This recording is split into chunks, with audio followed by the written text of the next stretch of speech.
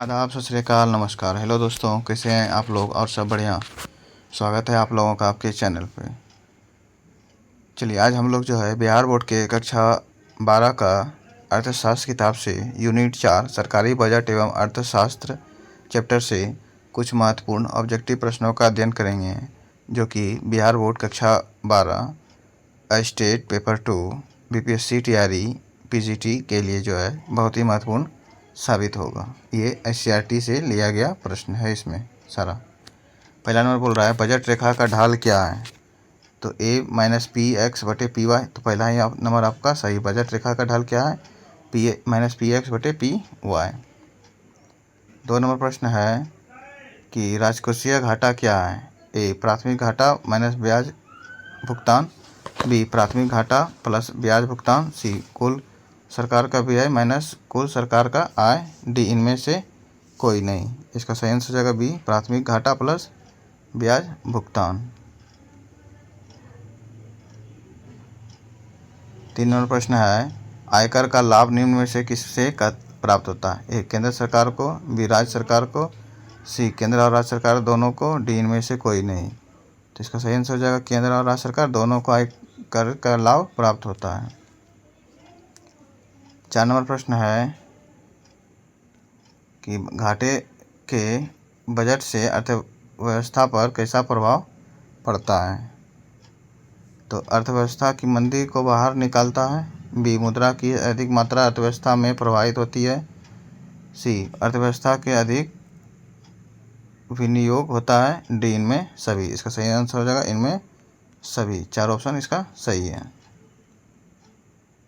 5 number प्रश्न है राजस्व घाटा क्या है? ए राजस्व व्यय एवं राजस्व प्राप्ति का अंतर, बी पूंजीगत व्यय एवं पूंजीगत प्राप्ति का अंतर, सी निर्यात और निर्यात का अंतर, आयात का अंतर, डी कुल व्यय और कुल प्राप्ति का अंतर।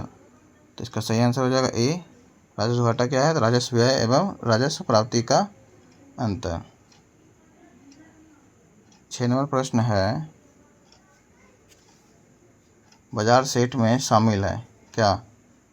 ए दो वस्तुओं की वे सभी संयोजन जिन्हें उपभोक्ता वहन नहीं कर सकता, बी दो वस्तुओं के वे सभी संयोजन जिन्हें उपभोक्ता खरीदने को तैयार है, सी दो वस्तुएं के वे सभी संयोजक जिन्हें उपभोक्ता वहन कर सकता है, डी इनमें कोई नहीं। तो इसका सही आंसर हो जाएगा 6 का सी दो वस्तुएं के वे सभी संयोजक जिन्हें उपभोक्ता वहन नहीं कर सकता है।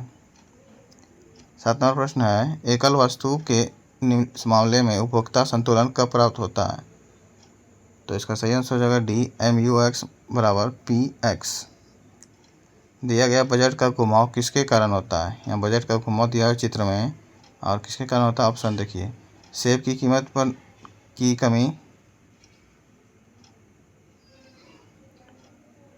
तो सेब और केला के बारे में दिया हुआ है, तो इसका आंसर जो है पहला नंबर ये सही हो जाएगा, सेब की कीमत में कमी।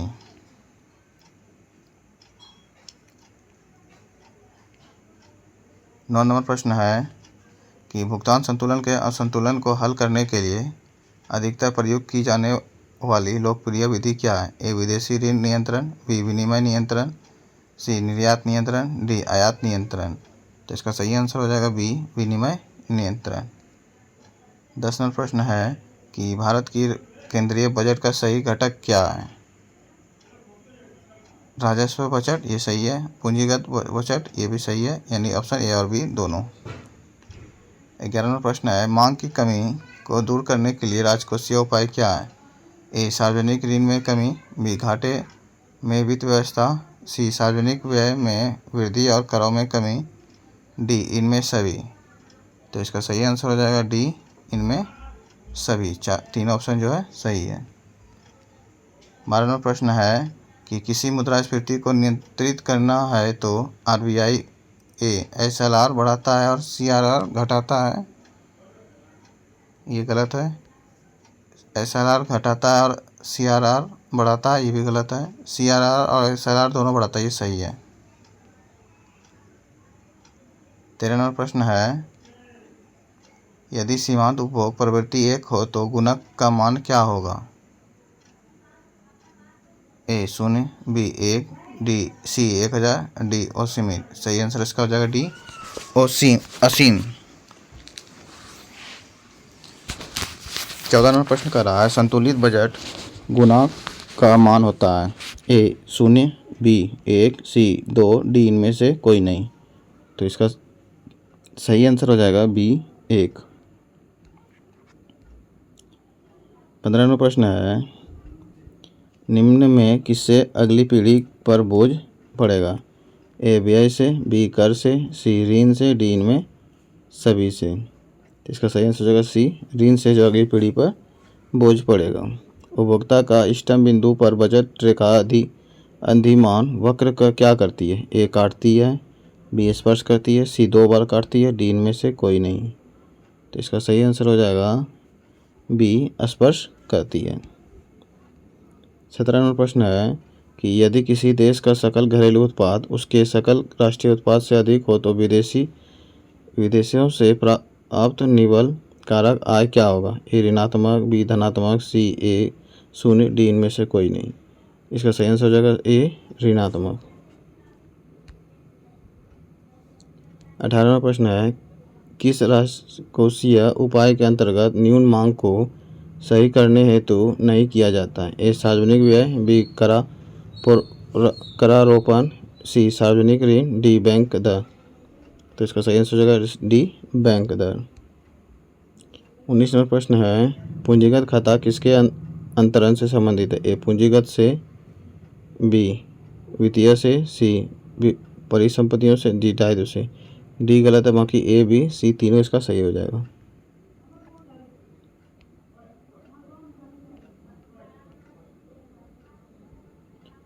बीस नंबर प्रश्न कर रहा है कि निम्न में से कौन वस्तु कर नहीं है? ए जीएसटी, बी उत्पाद शुल्क, सी वैट, डी आयकर। इसका सही आंसर हो जाएगा डी आयकर। कौन अप्रत्यक्ष कर नहीं है? ए उत्पाद शुल्क, बी संपत्ति कर, सी शुल्क सीमा शुल्क, डी सेवा कर। इसका सही आंसर हो जाएगा बी संपत्ति कर। 22 नंबर प्रश्न कर रहा है बीमा क्षेत्र में 2021-22 के बजट में प्रत्यक्ष विदेशी निवेश की हिस्सेदारी की सीमा 49% से बढ़कर कितनी प्रस्तावित है?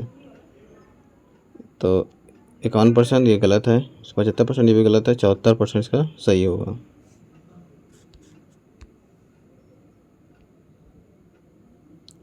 तेईस नंबर प्रश्न है बजट रेखा दर्शाती है ए मूल्य अनुपात, बी आय अनुपात, सी लागत अनुपात, डी इनमें से कोई नहीं।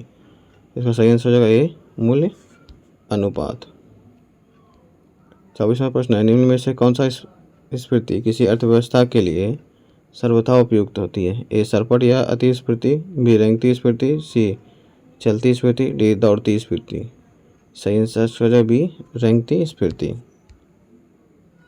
25वां प्रश्न है निम्न में कौन कारक अधिकार आधारित स्फीति नहीं है? ए मांग जनित स्फीति, बी लागत स्फीति, सी अवमूल्य प्रेरित स्फीति, डी रेंगती स्फीति। इसका सही आंसर हो जाएगा डी रेंगती स्फीति। 26वां प्रश्न है स्फीति अंतराल की अवधारणा किसकी देन है? A D H. Robertson, B G N. Howe, C J M. Keynes, D इनमें से कोई नहीं। इसका सही आंसर हो जाएगा सी जे.एम. कीन्स।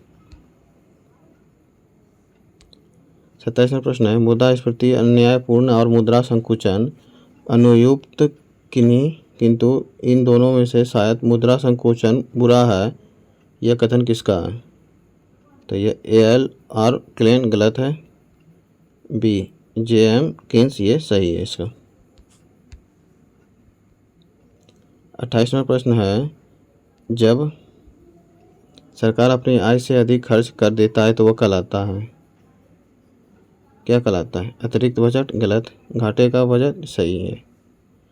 29 निम्नलिखित में से कौन पूंजीगत बजट से संबंधित है? ए राजस्व प्राप्तियां और राजस्व व्यय, बी राजस्व प्राप्तियां और पूंजीगत प्राप्तियां,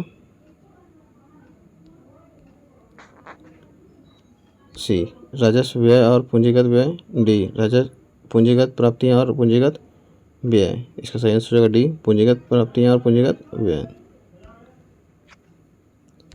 तीसरा प्रश्न है, आयकर प्रत्यक्ष कर कहलाता है क्योंकि यह प्रत्यक्ष रूप से डैश संग्रहित किया जाता है। ए, उत्पादित वस्तुओं के उत्पाद से, बी, आय अर्जक से, सी, क्रेताओं से, डी, विक्रेताओं से। इसका सही आंसर हो जाएगा बी, आय अर्जक से। 31वां प्रश्न है, निम्नलिखित में से कौन बजट में सम्मिलित होता है? ए, राजस्व घाटा, बी, प्राथमिक घाटा, सी, राजकीय घाटा, डी, इनमें सभी। इसका सही आंसर है डी, इनमें सभी। 31वां प्रश्न है, सरकारी बजट में प्राथमिक घाटा शून्य होगा। ए, राजकोषीय घाटा शून्य होगा, बी, राजकोषीय घाटा शून्य होगा, राजस्व घाटा शून्य होगा, सी, राजकोषीय घाटा ब्याज भुगतान के बराबर होगा, डी, निवल ब्याज भुगतान शून्य होगा। इसका सही आंसर हो जाएगा डी हो जाएगा, निवल ब्याज भुगतान शून्य होगा। 33वां प्रश्न है, एक संतुलित बजट किसे कहते हैं? ए, जब व्यय और प्राप्तियां बराबर हो, बी, जब व्यय प्राप्तियों से कम हो, सी, जब व्यय प्राप्तियों से अधिक हो, डी, इनमें से कोई नहीं। इसका सही आंसर हो जाएगा ए, जब व्यय और प्राप्तियां बराबर हो। 34वां प्रश्न है, यदि वर्तमान कीमत पर सकल घरेलू उत्पाद 2000 है जबकि आधार वर्ष में सकल घरेलू उत्पाद 1000 था, इस स्थिति में अपस्फीति है। ए, 100%, बी, 150%, सी, 200%, डी, 300%। इसका सही आंसर हो जाएगा सी, 200%। 34वां प्रश्न है, राजकोषीय एवं बजट घाटे को कैसे कम किया जा सकता है? ए, कर राजस्व के वृद्धि कर द्वारा, बी, सरकारी व्यय में कटौती करके, सी, सरकार द्वारा अपव्यय रोककर, डी, इनमें सभी। इसका सही आंसर हो जाएगा 35 का डी, इनमें सभी।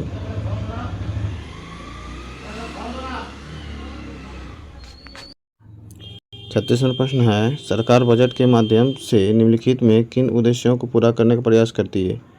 ए, आर्थिक विकास का प्रोत्साहन, बी, संतुलित क्षेत्रीय विकास, सी, आय एवं संपत्ति का पूर्ण वितरण, डी, इनमें सभी। इसका सही आंसर हो जाएगा डी, इनमें सभी। 37वां प्रश्न है, बजट के संगठन निम्नलिखित में से कौन है? ए, बजट प्राप्तियां, बी, बजट व्यय, सी, ए और बी दोनों। इसका सही आंसर हो जाएगा ए, बी दोनों।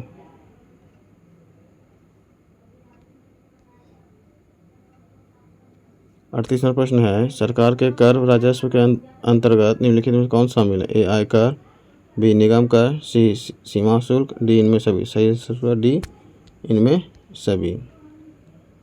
39वां प्रश्न है, प्रत्यक्ष कर के अंतर्गत निम्नलिखित में से किसे शामिल किया जाता है? ए, आयकर से, बी, उपहार कर से, सी, ए और बी दोनों, डी, उत्पाद कर से। इसका सही आंसर हो जाएगा 39 का सी, ए और बी दोनों, आयकर और उपहार कर से। 40वां प्रश्न है, अप्रत्यक्ष कर के अंतर्गत निम्नलिखित में से किसे शामिल किया जाता है? ए, उत्पाद शुल्क, बी, बिक्री कर, सी, ए और बी दोनों। इसका सही आंसर ए और बी दोनों। 41वां प्रश्न है, ऐसे व्यय जो सरकार के लिए किसी परिसंपत्ति का सृजन नहीं करते कहलाते हैं? ए, राजस्व व्यय, बी, पूंजीगत व्यय। ये दोनों सही इसका हो जाएगा। प्रत्यक्ष कर क्या है? ए, आयकर भी है और उपहार कर भी है, यानी ए और बी दोनों।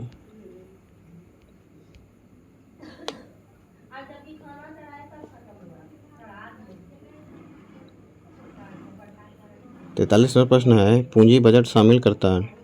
ए, राजस्व प्राप्तियां और राजस्व व्यय, बी, पूंजीगत प्राप्तियां और पूंजीगत व्यय, सी, प्रत्यक्ष और अप्रत्यक्ष कर, डी, इनमें से कोई नहीं। इसका सही आंसर हो जाएगा बी, पूंजीगत प्राप्तियां और पूंजीगत व्यय। 44वां प्रश्न है, क्लासिकल विचारधारा निम्नलिखित में से किन तथ्यों पर निर्धारित है? ए, शेयर से का बाजार नियम, बी, मजदूरी का दर का लोचनशीलता, सी, ब्याज दर की पूर्ण लोचनशीलता, डी, इनमें सभी। इसका सही आंसर होगा डी, इनमें सभी। 45वां प्रश्न है, निम्नलिखित में किसके अनुसार मजदूरी कसौटी अर्थव्यवस्था में पूर्ण रोजगार की दशा की स्वाभाविक ढंग से बनाए रखती है? ए, पीगू पहला नंबर, ये ऑप्शन इसका सही है। 46वां प्रश्न है, केन्सिंग विचारधारा के अंतर्गत आय का संतुलन का निर्धारण निम्नलिखित में से कौन है? ए, सामूहिक मांग सही है, सामूहिक पूर्ति ये भी सही है, यानी ए, बी, सी, ए और बी दोनों। 47वां प्रश्न है केन्सियन बचत निवेश दृष्टिकोण के अनुसार आय रोजगार संतुलन निर्धारित निम्नलिखित में से किस बिंदु पर होगा? A S greater than I, B I greater than S, C I equal to S. इसका सही आंसर सी हो जाएगा, आई इक्वल टू एस। 48वां प्रश्न है आय और उत्पाद के संतुलन स्तर पर सामूहिक मांग की वृद्धि होने पर निम्नलिखित में से किसमें वृद्धि होती है? किसमें वृद्धि होगी? तो उत्पाद में भी, रोजगार, उत्पाद और आय तीनों में। 49वां प्रश्न है केन्स का रोजगार सिद्धांत निम्नलिखित में से किस पर निर्भर करता है? तो इसका प्रभावपूर्ण मांग पर ही। 50वां प्रश्न है केन्स का सिद्धांत का संबंध है? ये प्रभावपूर्ण मांग की प्रवृत्ति सही है, उपभोग प्रवृत्ति ये भी सही है, बचत प्रवृत्ति ये भी सही है, यानी इनमें से सभी। 51वां प्रश्न है कर प्राप्तियों में शामिल की जाती है आयकर, संपत्ति कर, उत्पाद कर या इनमें सभी। इसका सही आंसर डी, इनमें सभी। 52वां प्रश्न है गैर कर प्राप्तियों में किसे शामिल किया जाता है? ए फीस, लाइसेंस और परमिट, बी जब्त संपत्ति, डी इनमें दंड और जुर्माना, यानी ए बी सी तीनों हो जाएगा इसका सही। 53 नंबर प्रश्न है पूंजी प्राप्तियों का प्रमुख घटक है? ए ऋण की वसूली, बी ऋण और उधार, सी सार्वजनिक उद्यमों एवं अंशपात्रों का निवेश, डी इनमें सभी। तो सही आंसर हो जाएगा डी, इनमें सभी। 54 नंबर प्रश्न है विकासशील व्यय के अंतर्गत निम्नलिखित इसमें कौन आता है? ए शिक्षा भी आता है, बी स्वास्थ्य भी, सी सामाजिक कल्याण भी, डी इनमें सभी। चलिए आज का हमारा ये साथ यहीं तक था, मिलते हैं अगले वीडियो में, तब तक के लिए धन्यवाद। अगर हमारा वीडियो पसंद आया हो तो लाइक शेयर करना ना भूलें तथा चैनल को सब्सक्राइब कर लें ताकि आगे आने वाले वीडियो का लिंक आप तक सबसे पहले पहुंच सके।